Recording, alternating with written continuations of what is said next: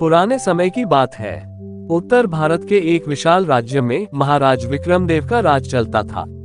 राजमहल ऊंचे गुंबदों, संगमरमर की सीढ़ियों और फूलों से भरे बाग बगीचों से सजा हुआ था। उस महल की सबसे खूबसूरत पहचान थी उनकी इकलौती पुत्री राजकुमारी चंद्रमुखी। नाम के अनुसार ही उसका चेहरा सचमुच चांद की तरह दमकता था। उसकी आंखें गहरी झील जैसी और चाल में ऐसा लावण्य था कि देखने वाला देखता ही रह जाए। राजकुमारी का मन महलों की ऊंचाई से बाहर खुले आकाश और खेतों की हरियाली में बसता था।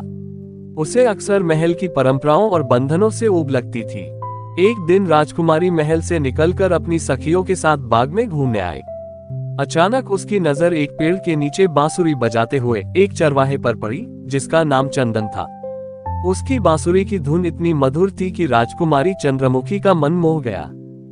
उसने देखा कि चंदन अपनी बांसुरी बजा रहा है और उसके चारों ओर सफेद भूरी भेड़ें चर रही थी। चंदन भले ही गरीब था, लेकिन उसका शरीर खेतों और पहाड़ों की मेहनत से गढ़ा हुआ था। उसकी काया लंबी और सुदृढ़ थी, चौड़े कंधे, मजबूत भुजाएं और मेहनत से तराशे हुए बाजू। नंगे पांव चलने की आदत ने उसके कदमों में एक अजीब सी दृढ़ता भर दी थी।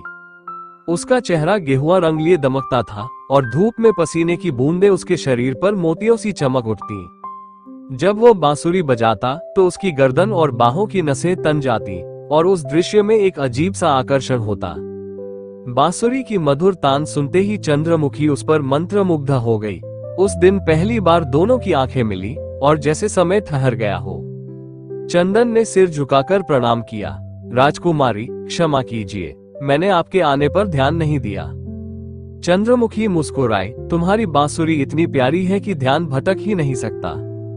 उस दिन से दोनों के बीच एक अनकहा रिश्ता शुरू हुआ। चंद्रमुखी रोज बहाने से उस बगीचे में आने लगी और चंदन से बातें करने लगी। धीरे धीरे बातें हंसी में, हंसी गानों में और गाने स्पर्श में बदलने लगी। एक बार की बात है, बरसात का मौसम था। रात काफी हो चुकी थी। जब बाग में चारों तरफ अंधेरा और बिजली की चमक थी, दोनों एक छोटे से झोपड़े में बारिश से बचने के लिए रुके। अचानक बादल जोर से गरजा और बिजली चमकी। राजकुमारी इससे पहले कभी भी रात को बाहर नहीं निकली थी।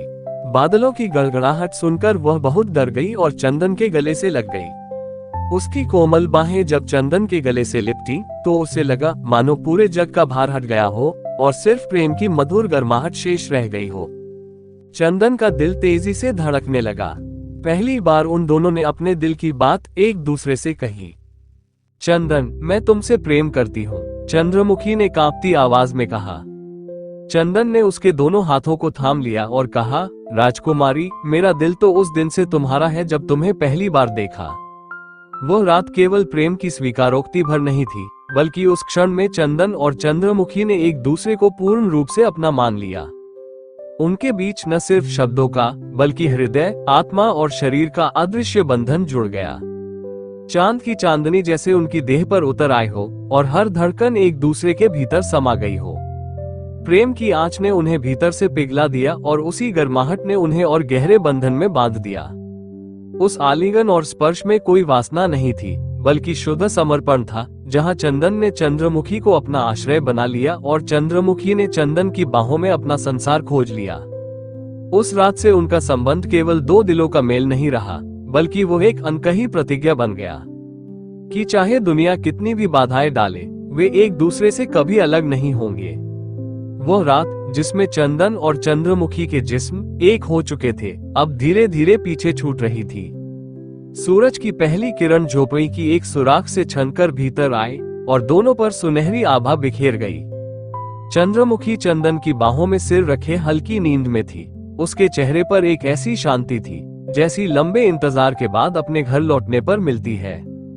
उसकी सांसें धीमी और स्थिर थी और उसके होठों के कोनों में ठहरी मुस्कान इस बात का प्रमाण थी कि वह रात उसके जीवन की सबसे गहरी और सुकून भरी रात थी।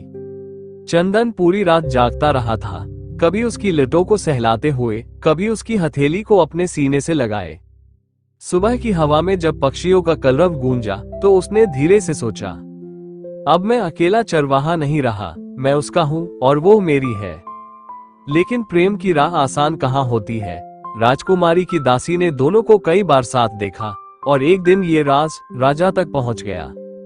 सुबह का समय था। महल के दरबार में अचानक एक दासी घबराई हुई आई और उसने वह सब बता दिया जो रात को घटा था, कि राजकुमारी चंद्रमुखी महल से चोरी छुपे निकली थी और चरवाहे चंदन के साथ रही थी। राजा का चेहरा सुनते ही लाल पड़ गया। उसकी आंखों में क्रोध की ज्वाला थी और आवाज सिंह की दहाड़ जैसी गूंज उठी। मेरी राजकुमारी एक गरीब चरवाहे के साथ, यह अपमान है मेरे सिंहासन का, मेरे रक्त का, मेरे पूरे राज्य का। कैसे साहस हुआ उस नीच चरवाहे का मेरी बेटी को छूने का? राजा क्रोध में सिंहासन से उठ खड़ा हुआ। उसके हाथ कांप रहे थे और तलवार की मूठ कसकर पकड़े हुए थे। दरबारियों की ओर देखकर वो चिल्लाया, आज ही उस चरवाहे को पकड़कर मेरे सामने लाओ। मैं देखता हूँ किस तरह उसने राजवंश की मर्यादा को लांघने की जुर्रत की। अगर वो मेरी बेटी के रास्ते से न हटा तो इस राज्य में न्याय और अनुशासन का कोई अर्थ नहीं बचेगा। महल के चारों ओर सन्नाटा छा गया। सैनिक तुरंत आदेश का पालन करने दौड़े। चंद्रमुखी को जब पिता के इस गुस्से का पता चला तो उसका चेहरा सफेद पड़ गया। राजा का गुस्सा थमने का नाम नहीं ले रहा था। दरबार में खड़े होकर उसने सख्त आवाज में आदेश दिया, आज से राजकुमारी चंद्रमुखी पर महल की दीवारों से बाहर कदम रखने की सख्त मनाही होगी। उसकी हर गतिविधि पर नजर रखी जाए और याद रखो, बहुत जल्द मैं उसका विवाह भानगढ़ के राजकुमार से करने वाला हूँ। इस अपमान को मिटाने का यही एक मार्ग है। राजा की घोषणा सुनते ही पूरा दरबार सन्न रह गया। सैनिकों को आदेश दिया गया कि राजकुमारी के कक्ष के बाहर चौकसी दोगुनी कर दी जाए। चंद्रमुखी का दिल जैसे किसी ने जकड़ लिया हो। उसके चेहरे का रंग उड़ गया। आंसू बिना आवाज के गालों पर धलकने लगे। वो अपने कमरे में लौटकर पलंग पर गिर पड़ी। वो सोच रही थी, क्या मेरा प्रेम इतना छोटा है कि पिता उसे अपमान मानते हैं? क्या मैं सचमुच किसी की संपत्ति हूँ जिसे मनचाहे से बांधा जा सकता है? अगर चंदन से बिछड़ गई तो मेरा जीना ही व्यर्थ हो जाएगा। उसका शरीर बुखार सा तपने लगा, आंखें लाल हो गई और सांसें भारी होने लगी।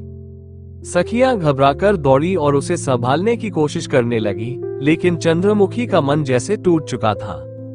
राजा के सख्त आदेश के बाद सैनिकों ने चारों ओर चंदन की तलाश शुरू कर दी।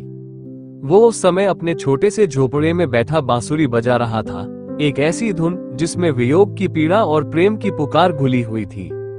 अचानक दरवाजा जोर से धक्का देकर खुला। दर्जनों सैनिक अंदर घुसे। उनके हाथों में तलवारें और भाले चमक रहे थे। यही है वो नीच चरवाहा, एक सैनिक ने चिल्लाकर कहा। चंदन कुछ समझ पाता इससे पहले ही दो सिपाहियों ने उसके हाथ पकड़ लिए और लोहे की बेड़ियां डाल दी। चंदन ने विरोध नहीं किया, बस शांति से बोला, अगर मेरा अपराध प्रेम करना है तो मैं ये सजा 100 बार सह लूंगा। सैनिक उसे घसीटते हुए गांव से बाहर ले गए। गांव वाले दौड़े, रोके, कुछ ने आवाजें लगाई, उसे छोड़ दो, वो निर्दोष है। लेकिन सिपाहियों ने किसी की नहीं सुनी। महल पहुंचते ही चंदन को लोहे की सलाखों वाली अंधेरी हवालात में धकेल दिया गया। हवालात की जमीन ठंडी और गीली थी। कोनों में मकड़ियों के जाले लटक रहे थे। ऊपर से पानी टपक रहा था। चंदन लोहे की सलाखों से आसमान की ओर देख रहा था। उसने खुद से फुसफुसाया, चंद्रमुखी, मैं कैद में सही, पर मेरा दिल तेरे साथ है। चाहे ये दीवारें मुझे रोक ले, पर तेरी याद इन सलाखों से कहीं मजबूत है। दूसरी ओर चंद्रमुखी तक ये खबर पहुंची। उसके होंठ कांपने लगे, आंखों में आंसुओं का सैलाब उमड़ आया। वो बिस्तर से उठी और खिड़की से आसमान की ओर देखती हुई बोली, हे ईश्वर, मेरे चंदन की रक्षा करना। अगर वो न रहा तो मेरा अस्तित्व भी नहीं रहेगा। चंद्रमुखी की तबीयत धीरे धीरे बिगड़ती जा रही थी। न खाना अच्छा लगता, न संगीत। दिन रात खिड़की से काल कोठरी की ओर देखती रहती। चंदन भी कैद में केवल उसी का नाम जपता। उसका तन बंधा था, लेकिन मन चंद्रमुखी की याद में उड़ता रहता। राजा के पहरे के बावजूद चंद्रमुखी का प्रेम उसे चैन से सोने नहीं देता था। हर रात जब महल में सब सो जाते तो वो चुपके से अपने कमरे की खिड़की खोलकर निकलती। आधी रात की चांदनी में उसका सफेद वस्त्र ओस से भीगा हुआ सा चमक उठता। सांस रोके धीमे धीमे कदमों से वो महल के पिछवाड़े की ओर बढ़ती, जहां अंधेरे में हवालात बनी थी। सलाखों के भीतर चंदन अक्सर उसकी प्रतीक्षा करता। जब उसकी आहट सुनाई देती, उसकी आंखों में अंधेरे के बीच एक चमक भर जाती। चंद्रमुखी सलाखों के पास जाकर फुसफुसाती चंदन, और वह आवाज सुनते ही चंदन की सारी पीड़ा जैसे मिट जाती। वो अपना हाथ सलाखों से बाहर निकालता और चंद्रमुखी दोनों हथेलियों से उसे थाम लेती। उनका स्पर्श कुछ क्षणों के लिए ही सही, पर जीवन से भी कीमती था। कभी चंद्रमुखी आंसू पोंछते हुए कहती, मैं तुम्हारे बिना एक पल भी नहीं जी सकती। तो चंदन मुस्कुराकर जवाब देता, अगर यह कैद मेरी मौत भी बन जाए तो तेरी मोहब्बत मेरी सबसे बड़ी जीत होगी। धीरे धीरे दोनों के बीच वो सलाखें भी मानो पिघलने लगती। चंद्रमुखी उसका चेहरा दोनों हाथों से पकड़कर पास खींच लेती और उनके होंठ सलाखों के बीच मिल जाते। वो क्षण छोटा था, पर उसमें उनकी आत्माएं एक दूसरे में घुल जाती थी। कभी चंद्रमुखी अपना सिर सलाखों से टिकाकर उसकी छाती की धड़कनों को सुनने की कोशिश करती और चंदन अपने होठों से उसकी लटों को छू लेता। उनके बीच ये रोज का प्रेमलाप बन चुका था, जहां रात की नीरवता उनकी गुप्त साक्षी होती और तारे उनके मिलन के गवाह। हर सुबह जब वो चुपके से लौटती, उसके चेहरे पर आंसू और मुस्कान दोनों साथ होते। आंसू इस जुदाई के और मुस्कान इस वादे की कि रात फिर आएगी और वे फिर मिलेंगे। राजा ने अपने क्रोध और प्रतिष्ठा को बचाने के लिए कोई देर नहीं की। बहुत जल्द ही पूरा महल विवाह की तैयारियों में डूब गया। सुनहरी झालरें, रेशमी पर्दे, ढोल नगाड़ों की गूंज। लेकिन चंद्रमुखी का चेहरा पीला और बुझा हुआ था। उसकी आंखें बार बार महल के अंधेरे हिस्से की ओर देखती, जहां कैदखाने में उसका चंदन पड़ा था। राजा ने 1 सप्ताह के भीतर विवाह की तिथि तय कर दी। भव्य मंडप में अग्नि प्रज्वलित हुई, मंत्र गूंजे और अनचाहे ही चंद्रमुखी ने पिता की आज्ञा से 7 फेरे पूरे कर लिए। परंतु विवाह के कुछ ही दिनों बाद राजकुमार के कानों तक सच्चाई पहुंच गई। किसी दरबारी ने कानाफूसी करते हुए बताया, महाराज, यह वही राजकुमारी है जिसने एक गरीब चरवाहे से प्रेम किया था और उसके साथ रातें भी बिताई थी। ये सुनते ही राजकुमार का चेहरा तमतमा उठा। उसकी आंखों में अपमान और क्रोध की आग भर गई। वो राजकुमारी को अपने सामने बुलाकर कठोर स्वर में बोला, क्या ये सच है कि तुमने एक चरवाहे से प्रेम किया और उसकी बाहों में रातें गुजारी? चंद्रमुखी के होंठ कांपे, आंखें झुक गईं। उसने धीमे स्वर में कहा, हाँ, ये सच है और वो चरवाहा ही मेरा सच्चा प्रेम है। राजकुमार यह सुनकर उबल पड़ा, यह विवाह मेरे लिए अपमान है। मैं इस औरत को अपनी रानी कैसे मानूं, जिसका दिल और शरीर पहले ही किसी और के हो चुके हैं? तुम्हारा स्थान इस महल में नहीं है। उसने क्रोध में राजकुमारी को उसके मायके वापस लौटा दिया। डोली में बैठी चंद्रमुखी की आंखों से आंसू झरते रहे, लेकिन दिल के भीतर कहीं हल्की सी राहत थी। अब मैं छल में बंधी नहीं हूँ, चाहे जो हो, मेरा मन तो सिर्फ चंदन का है। पूरा महल अभी तक शहनाइयों की गूंज से ही भरा था। विवाह के अवसर का लाभ उठाकर शत्रु राज्य ने अचानक आक्रमण कर दिया। रात्रि के अंधेरे में हजारों की सेना महल की ओर बढ़ आई। पहले पहरेदार ढह गए, फिर महल की बाहरी दीवारें तोड़ दी गईं। कुछ ही देर में दुश्मन सैनिक महल के भीतर घुस आए और चारों ओर चीख पुकार मच गई। राजा विवाह की औपचारिकताओं के बाद कुछ क्षण के लिए बाहर गए थे। रानियां और दासियां भयभीत होकर इधर उधर भाग रही थी। उसी समय हवालात में बंद चंदन ने शोरगुल सुना। उसके दिल में आग भड़क उठी। मैं भले कैद में हूँ, पर इस धरती और इस महल की रक्षा मेरा भी धर्म है, और अगर चंद्रमुखी यहाँ है तो उसके प्राण बचाना मेरा कर्तव्य है। किसी तरह उसने सलाखें तोड़ी और एक मरते हुए सैनिक से तलवार छीनी। फिर वो दुश्मनों की भीड़ में कूद पड़ा। उसके हर वार में खेतों की मेहनत और पर्वतों की ताकत झलक रही थी। वो गरजकर बोला, यह महल मेरी भूमि है, इसकी स्त्रियां मेरी माताएं और बहनें हैं। जो भी आगे बढ़ेगा उसकी मौत तय है। दुश्मन सैनिक उसकी वीरता देखकर सिहर उठे। चंदन अकेला होकर भी 10-10 सैनिकों को पछाड़ देता।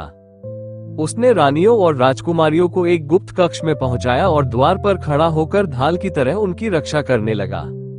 महल की दासियां भयभीत थीं, पर उनकी आंखों में आशा की लौ जल उठी।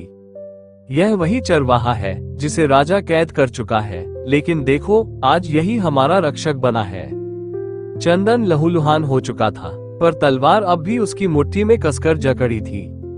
हर वार के साथ उसका दिल सिर्फ एक नाम पुकार रहा था, चंद्रमुखी। जैसे ही राजा महल की ओर लौटे, उन्हें चारों ओर जली हुई मशालें, टूटी दीवारें और खून से सना आंगन दिखाई दिया। सैनिक हांफते हुए युद्ध का ब्यौरा सुना रहे थे। महाराज, एक थका हुआ प्रहरी झुककर बोला, अगर चंदन न होता तो महल आज शत्रुओं के हाथ में चला गया होता। वो हवालात से निकलकर युद्ध में कूद पड़ा और अकेले ही दर्जनों दुश्मनों का संहार किया। उसने रानियों और राजकुमारियों को सुरक्षित गुप्त कक्ष में पहुंचाया। महल आज उसी के बल पर बचा है। राजा ये सुनकर स्तब्ध रह गए।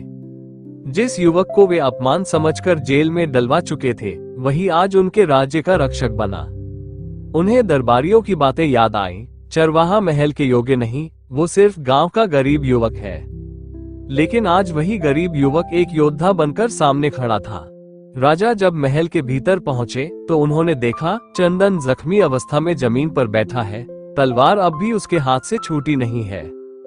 उसकी देह पर खून के धब्बे थे, लेकिन आंखों में चमक अब भी जीवित थी। चंद्रमुखी उसकी चोटों पर पट्टियां बांध रही थी और हर बार उसकी आंखें भर आती। दरबारियों ने राजा से कहा, महाराज, ये युवक आपके राज्य का ऋणदाता है। इसकी बहादुरी के बिना आज न तो महल बचता और न ही राजपरिवार। राजा के मन में एक गहरी द्वंद्व की लहर उठी। उनकी शाही प्रतिष्ठा, समाज की मर्यादा और पिता का अभिमान एक ओर था, और दूसरी ओर एक चरवाहे की निस्वार्थ वीरता और उनकी पुत्री का सच्चा प्रेम।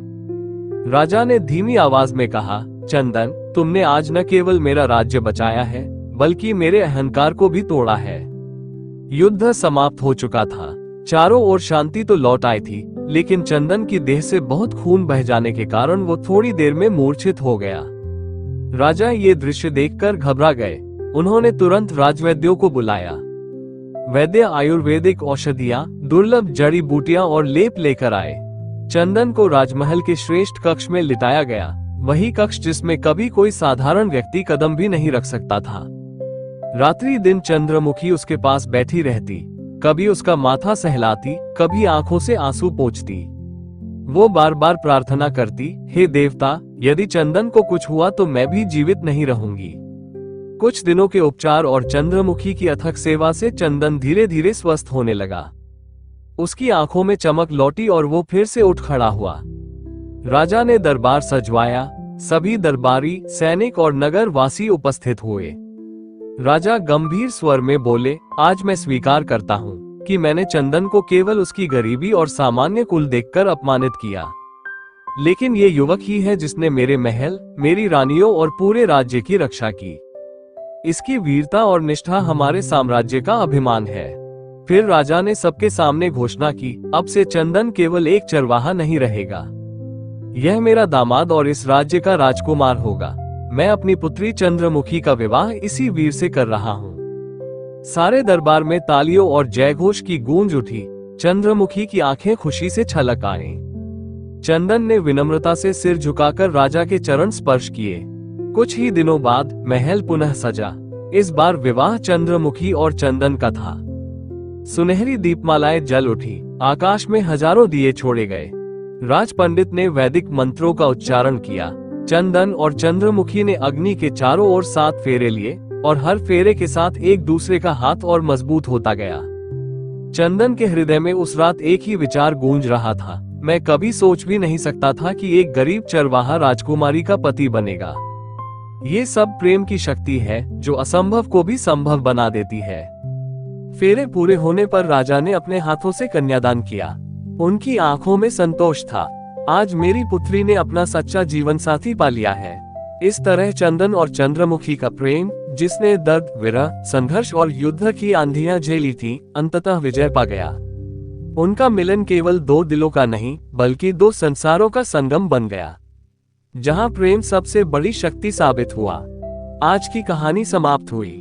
ऐसी ही स्टोरीज के लिए वीडियो को लाइक, शेयर और चैनल को सब्सक्राइब जरूर करें। धन्यवाद। जय हिंद।